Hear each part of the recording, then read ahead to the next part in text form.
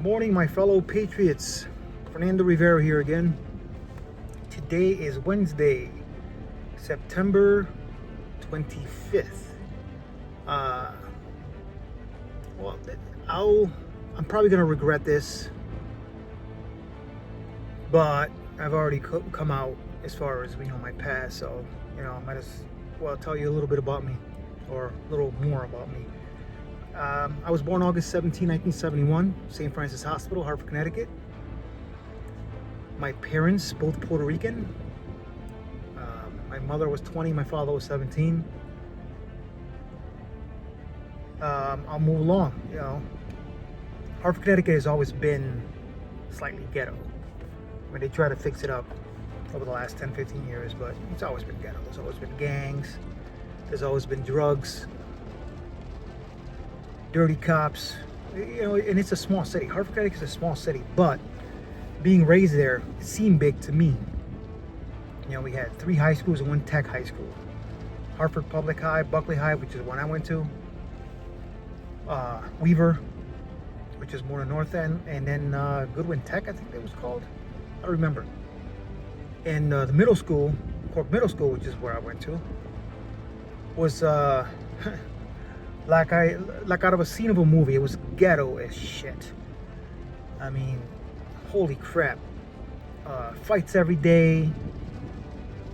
I mean, this is what I grew up around, my father tried to raise us right. He may have had a drinking problem, but he was a good dad.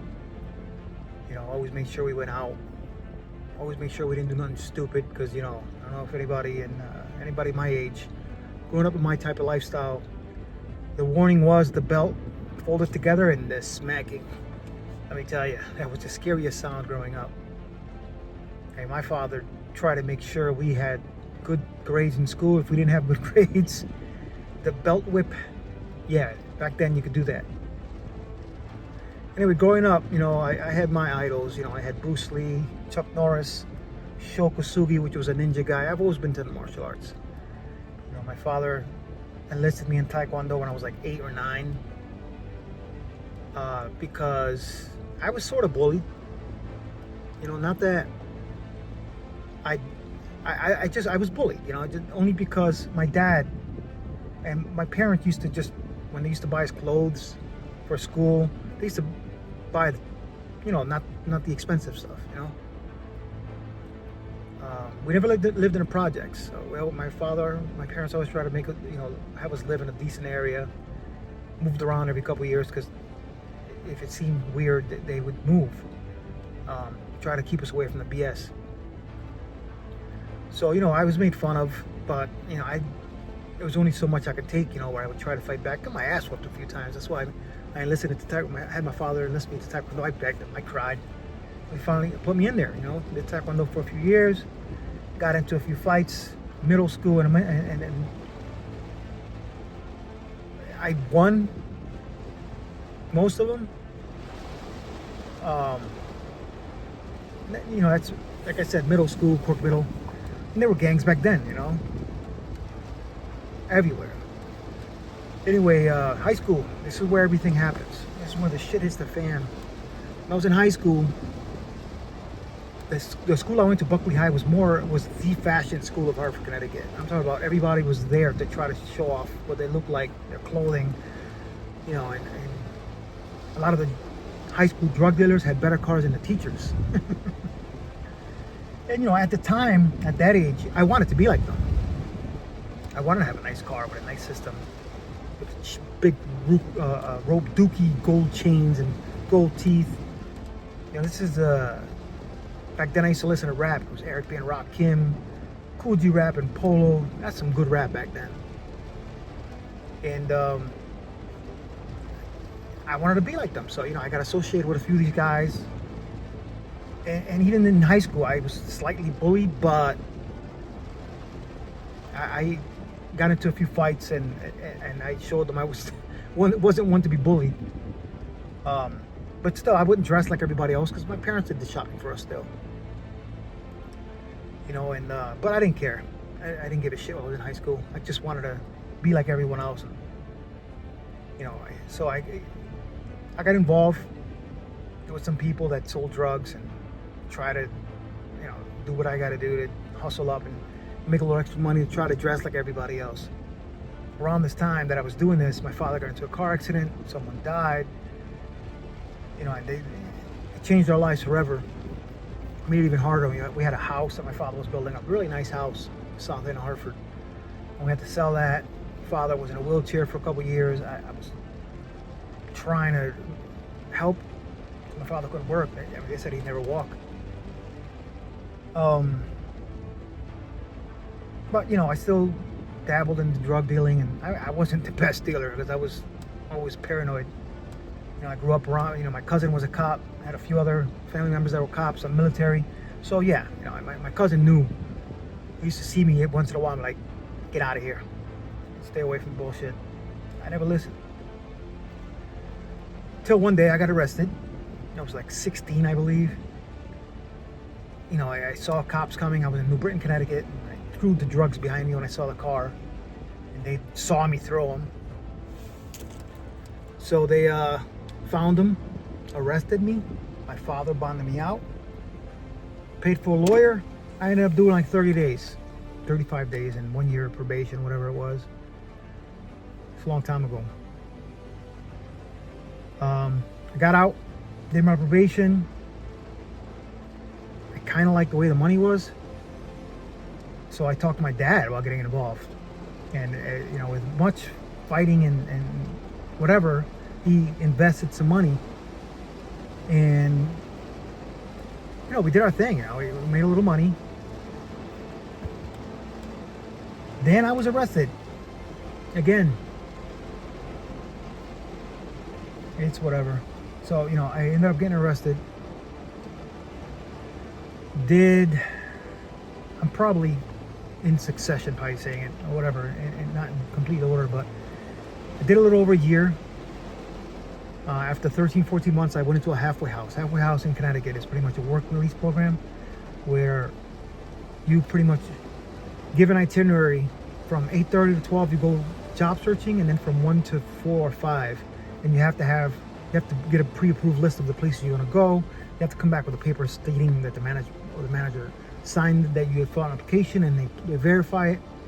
Anyway, I got a job really quick, like the second day out.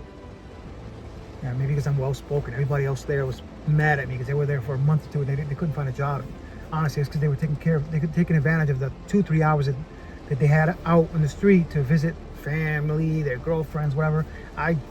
First day out, I found a job. That lasted a month. I escaped. I won't get into details, but I just fell asleep visiting a cousin that was on the way to work, and it was past, and it was past the time I was supposed to come back in and sign back in, and so I just didn't go back. Went to Puerto Rico for 30 days. Now, mind you, I didn't mention that second time I was in there for a little over a year. I should have mentioned this. I got involved with a gang. My brother was out in the street. He got involved while I was in there, and I just saw the way things were in there with the respect and the love and the togetherness, defending each other towards anything that would cause harm to any one of the brothers. So I joined them as well. So my brother and I were in the same gang. Got out, did the halfway house thing, escaped, went to Puerto Rico for 30 days.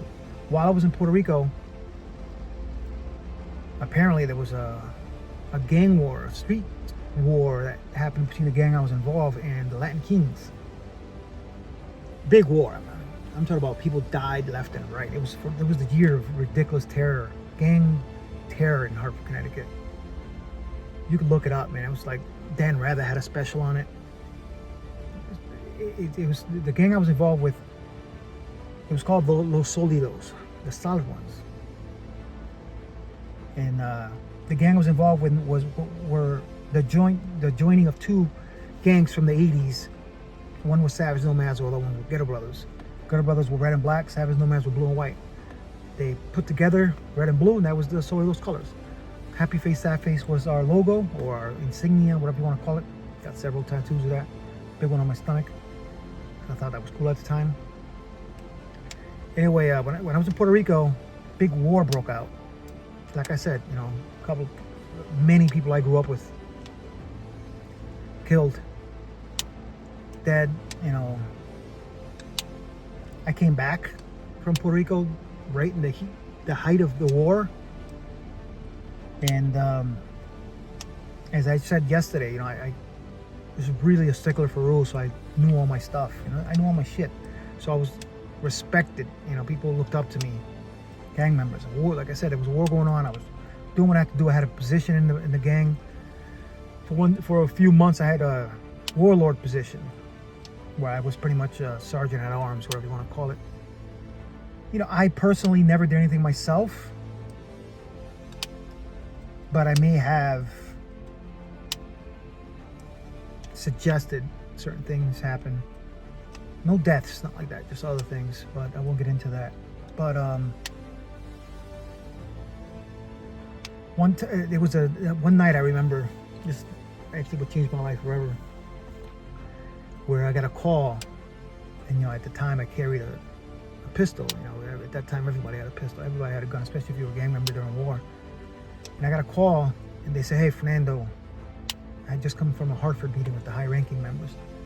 We need your gun, and we have a stolen vehicle parked somewhere we don't know how to start." And I was told how to start the car. Somebody explained to me how to start the car. So I started the car, put my gun on my lap, and I was like, shit, am I really gonna do this? And right in that instant, one of the guys, who's passed away right now, said, "Hey, you can't go, give me the gun, because you don't know the details of what we're doing." It's like, fine by me. So I gave him the gun. He got in a car, drove off. Around 2 in the morning, the highest ranking member in Los Solitos came to where I was staying with a girl at the time. And he was like, "Fernando, stay here, do not go anywhere. You got, you know, somebody here with you. Good, yeah, that's your alibi, even though you weren't involved, but at least we can prove you were somewhere else, just in case anything happens." I had no idea what was going on. Next day, I was asking for my gun. I was like, "Where's my gun? Where's my gun?" And one of the brothers, Mo, was like, "Yeah, well, it's over here. There you go." And they gave me my gun, and I didn't ask details. I didn't know what was going on. Then I heard the news. Apparently, these guys went out and shot up a car. They killed 2 individuals and injured 2 others. I mean, I guess you could say I had a small part in it because I started the car, even though I didn't know what they were doing. I mean, shit hit the fan after that. I mean, obviously I was the high-ranking member, same highest-ranking member, George Rivera, Piquino as they call him. He came to my house the next day after they gave me my gun back and said, "You gotta get rid of this." I was like, "Okay." So I gave it to him. I was staying in Hartford, Connecticut at the time. That's it. You know, all this was happening while I was still escaped from the halfway house. A couple months passed while police had no idea. The investigation was going nowhere. Nobody knew what happened. Apparently it was in the 2 o'clock in the morning. You know, they found the victims 4 hours after the calls were made that shots were fired. I mean, it was a nightmare what happened that night. I'm very blessed I wasn't involved. But this is not that it's hard for me to tell the story, but it's, you know, scary. I'm like, shit, man, you know, what the hell was I involved with back then? Anyway, like I said, you know, people are gonna freaking hate me or look at me and say, "Oh, you're a piece of shit." I don't care. I mean, I've done it all. I've been through worse. How much more could you take me down? So anyway, a couple months pass, investigation's going nowhere. I get arrested for the escape. So what happens is, get arrested for the escape. I do another 14 months, get another halfway house. Shocking.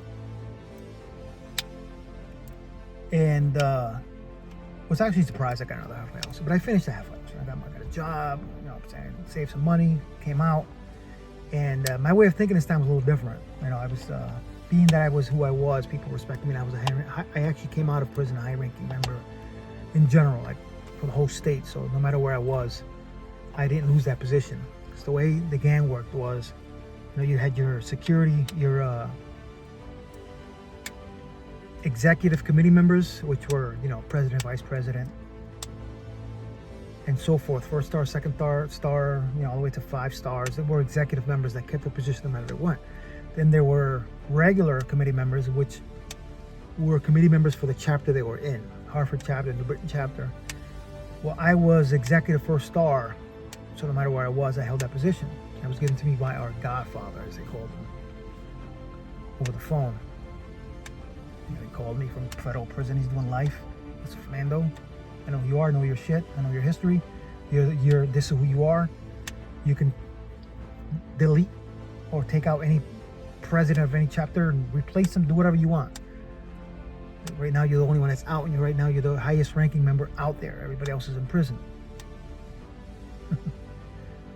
So, you know, I try to make changes. You know, I try to make positive changes. All the drug dealing gang members, you know, I try to not get involved with them, all the bullshit. But it didn't work too good. Then one day I'm just hanging out with my ex at the time, and the biggest raid ever that I've ever experienced, state police, feds, everything, apparently did a huge raid and arrested over 200 people. Most of them federal charges, racketeering. My charges, along with my co-defendants, were, you know, we were charged with 2 murders, 2 attempted murders, capital felony charges. The 8 or 10 of us that they say were involved did not have federal charges because the case was over 3-4 years old, and their investigation was a 2-year-long investigation into federal and racketeering charges. So ours wasn't involved, but still, it was the biggest charges of all of them, the double murder, capital felony. So I got arrested for capital felony, double murder.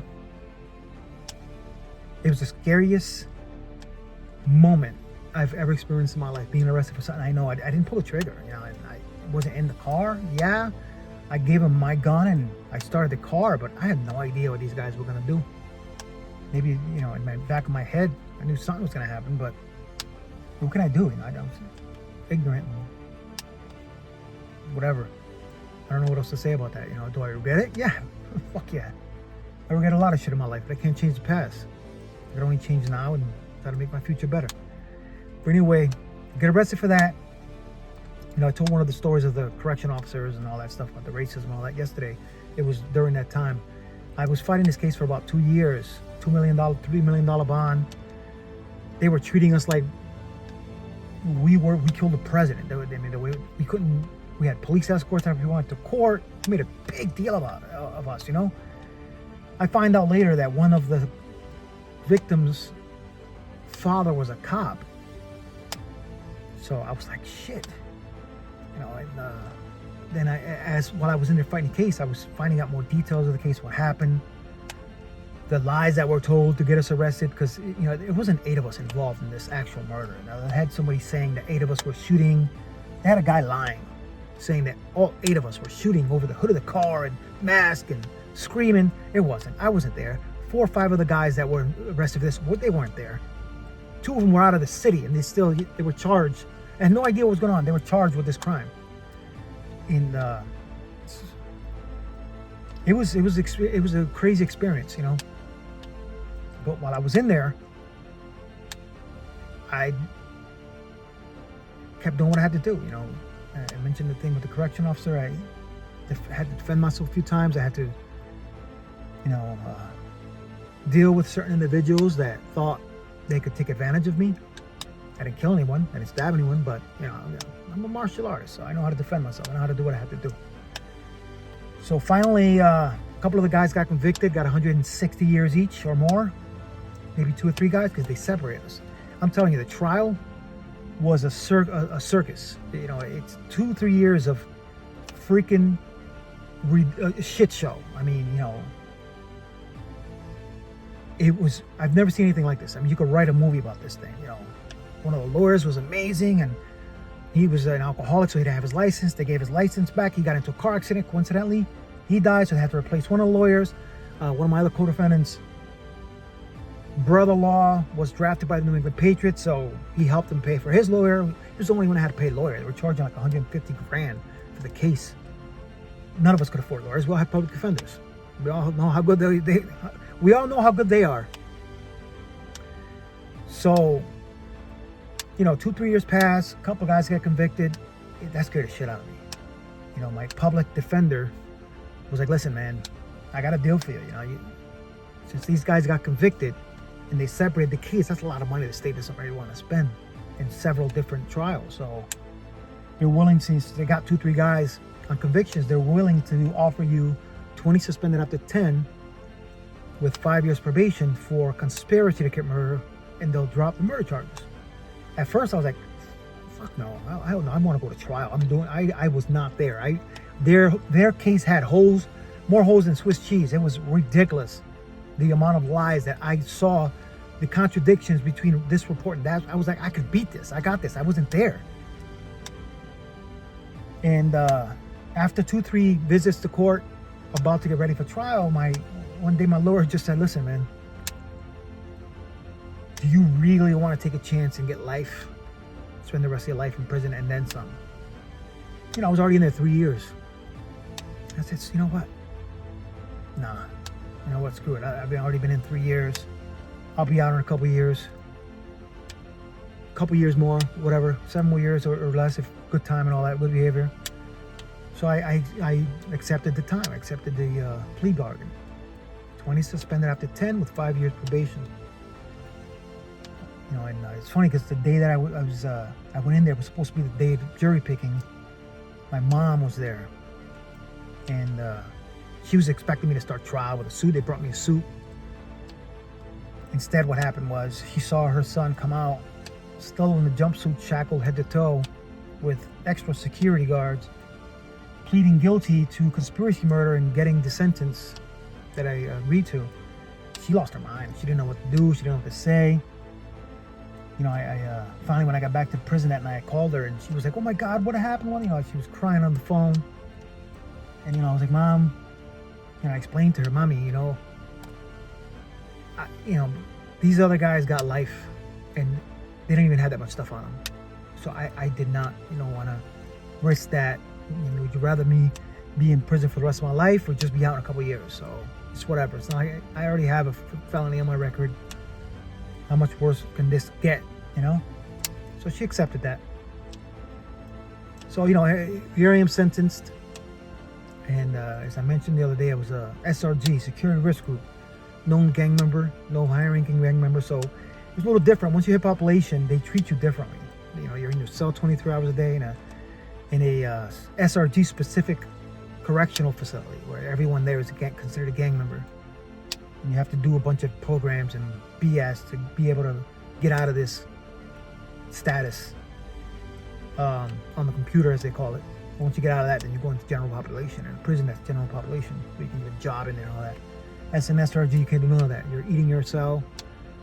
They let you out 1 hour a day to shower and call whoever you got to call. That's it. So I did that for about a year before I finally got out of that. Once I was in population, I was, people knew who I was, so no matter where I went, I was the guy that they had to go to for rules and whatever I had to do. Even the correction officers knew this. Like literally the minute I got to any prison, it was like, "Oh, it's you. Okay, we gotta be careful. Fernando, Big Fern is here." But I never did anything to jeopardize anyone myself. Yeah, there were, certain things that had to be taken care of. Maybe somebody beat up or taken out, not killed or murder or anything like that, but just bullied out, so they wouldn't be a problem. And while I was in there, I became a chef in there, even though I've always been a chef, but I got into kitchen work because that was my thing. I've been a chef all my life and a martial artist. Couldn't teach that in there, but had some things I had to deal with in there, but I was fine. I was respected. Even the correction officer respected me because they knew I followed the rules. Did probably 8.5 years in there. Got out. Same thing, halfway house. Finished the halfway house. I had money saved. And while I was out, my dumbass obviously still involved, still a high-ranking member, still trying to do the same thing. Mind you, I've probably skipped a lot, but I'll be here all freaking day. But so here I go, high-ranking gang member, trying to get shit right, not working, not selling drugs, working, and not working. I on and off work. But met someone, got involved, helped to raise her kids. Anyway, so what happens is apparently, some of the more negative drug dealing gangbangers did not like that I was trying to make things more positive. So they lied about something that happened that I was trying, there were some individuals that I gave high-ranking positions to help run the city of Hartford and the surrounding cities, because there were a couple of troublemakers that were bullying people, abusing patrons. They were just abusive, and I wanted them out. I mean, I didn't say let's kill these guys, but I wanted them out. I wanted them pretty much beat up and taken out, get them out, beat them to the point where they can't come back. Well, apparently, with the favoritism that there was in Hartford with each other's drug dealing buddies, they lied and said that I wanted these individuals taken out, the higher ranking members, higher than me, not the guys that I thought were troublemakers. So the rumor spread, and there was another high ranking executive member that just recently got out that they told us to. And since he knew me from prison, knew how I was, he didn't believe them. But so he gave me the benefit of the doubt. And he came to talk to me with these individuals that spread the rumor. Well, they sat in the car. He came and told me, "Hey, Fernando, these guys in the car want to take you out." I'm like, "What do you mean?"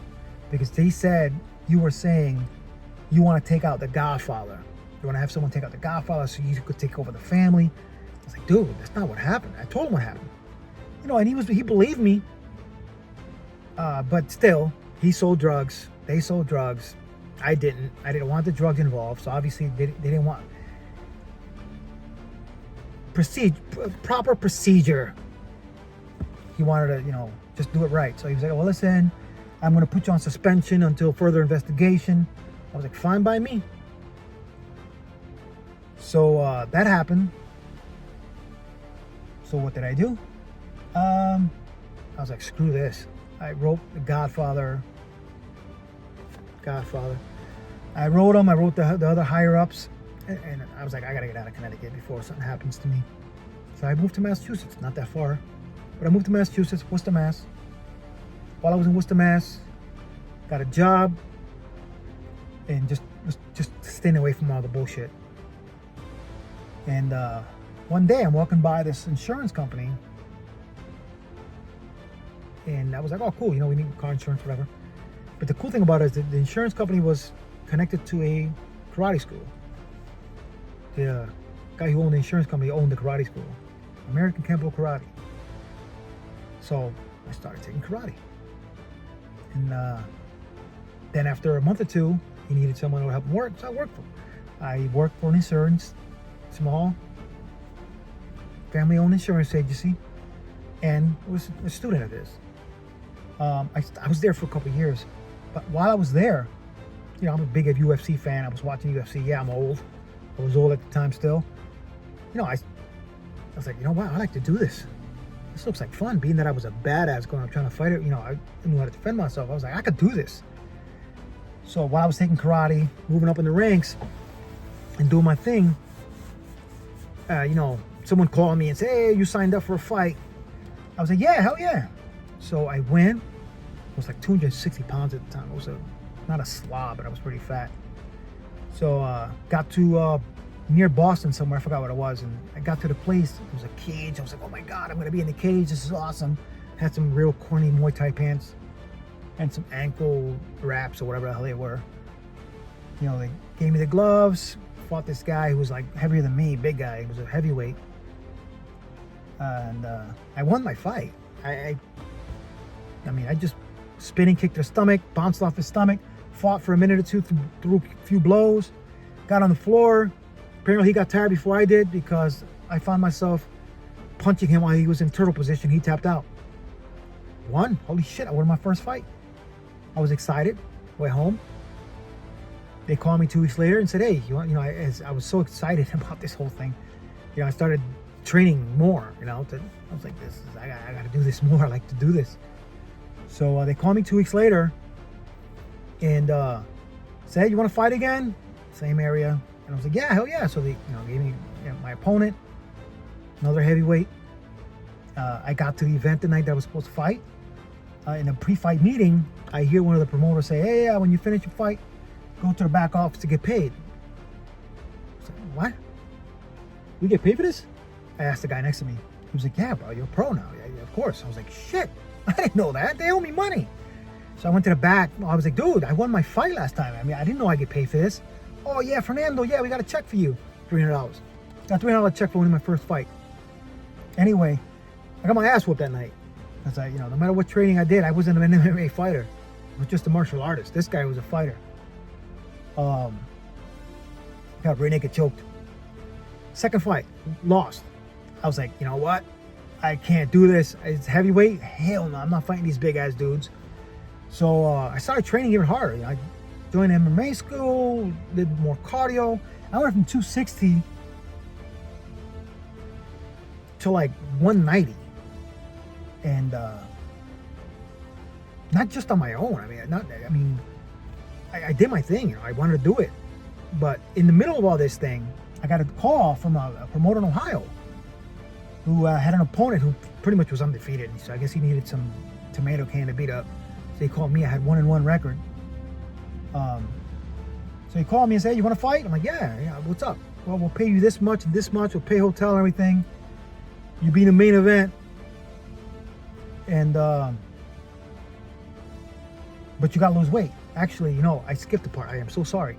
My third fight was against a guy, and it was at 205. I lost weight training, and I won that fight. My third fight. So I was 2-1 when this guy called me. Anyway, and the guy was training out of his garage, so it pretty much I was pretty much given a fight, a win. So my third fight, like I said, I was 2-1. Call me. I agreed to it. He said, oh, but it's gonna be at 185. I was like, I took this light heavyweight fight, so I was already down to 205. I was like, you know what, screw it, I'll do it. Got down to 179, 180 when I got to Ohio, and they took pictures. It was a big event. I got my ass whooped. This guy not only was 17-0, but he was training with people like Rich Franklin and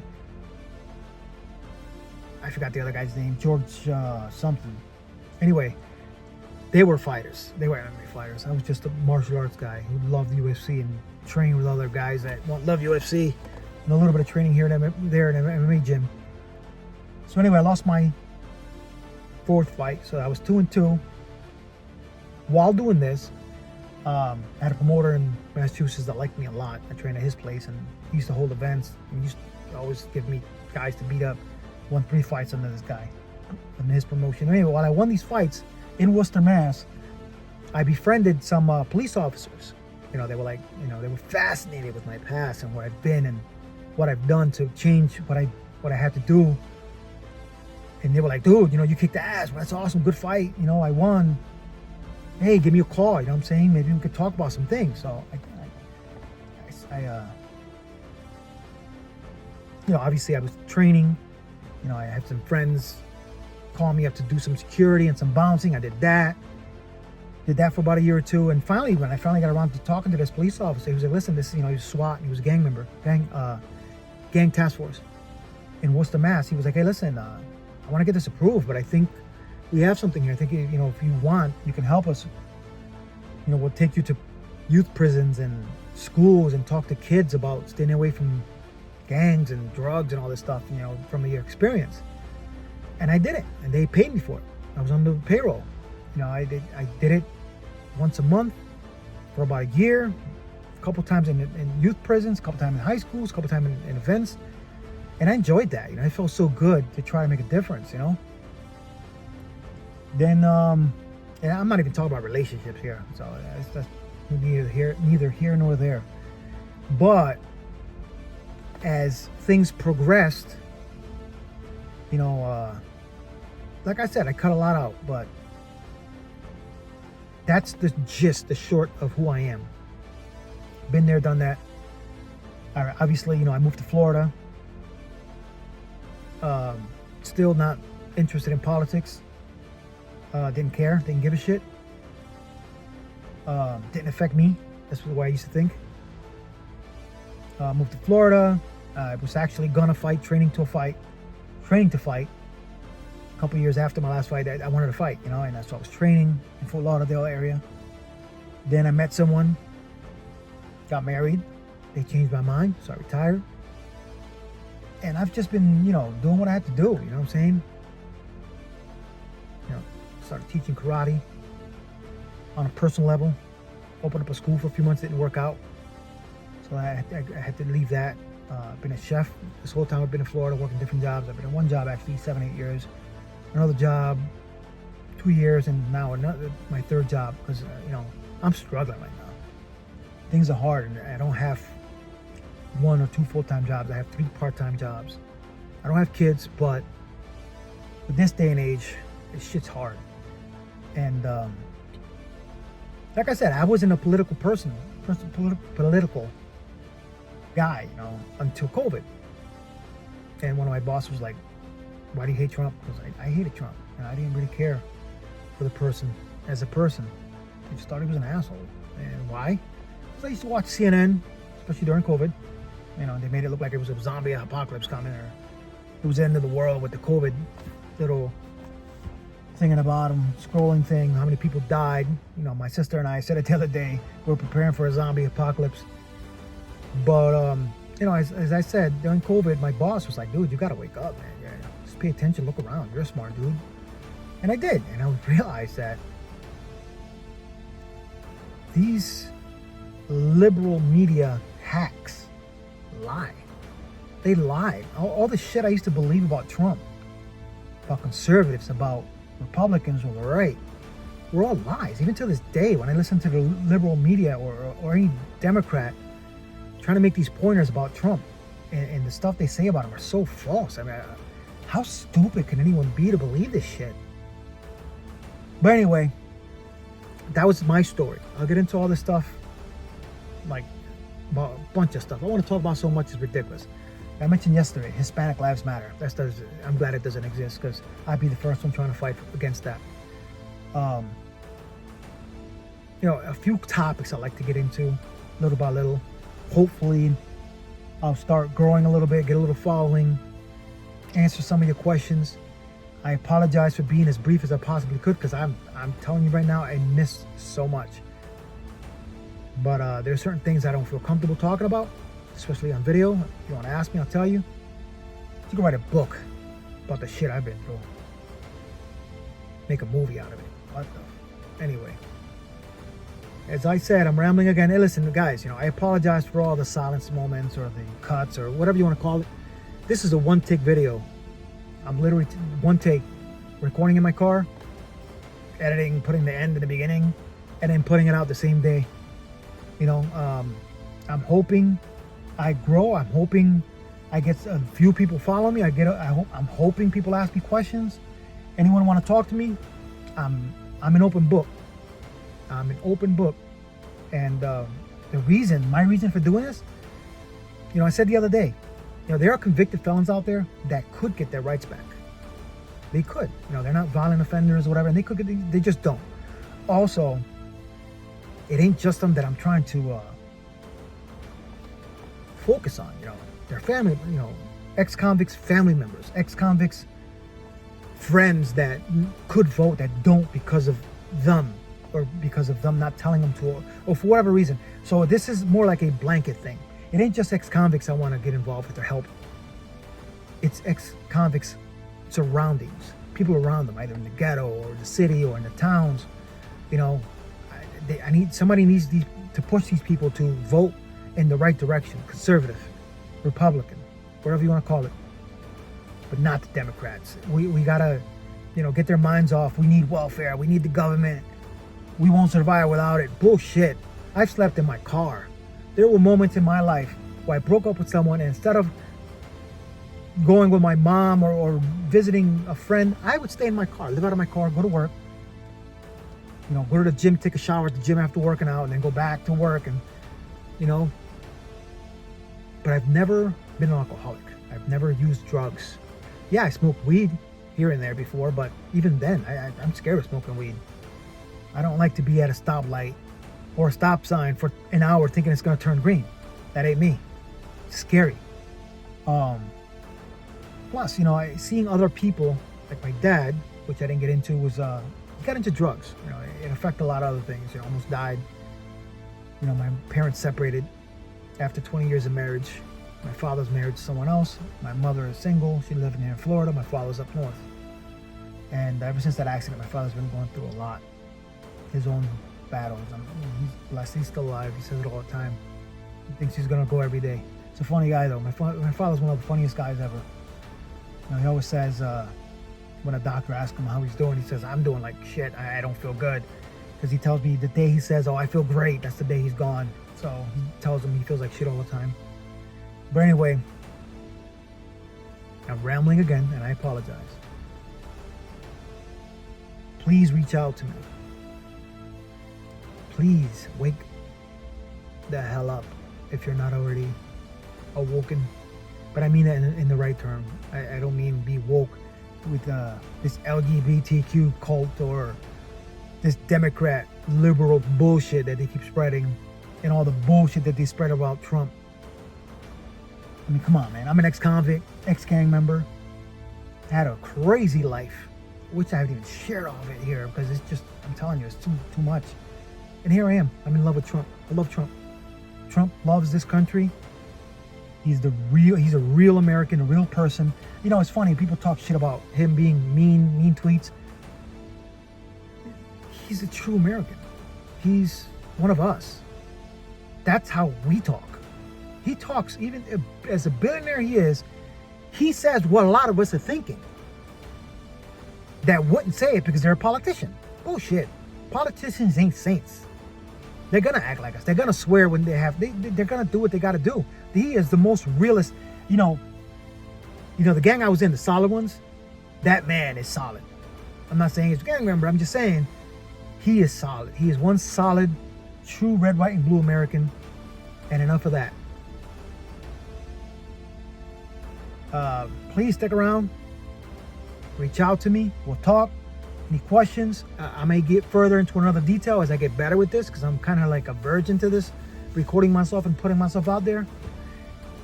I will lose friends. I will lose a job probably. And that's it. Trump 2024. Take care. Peace out.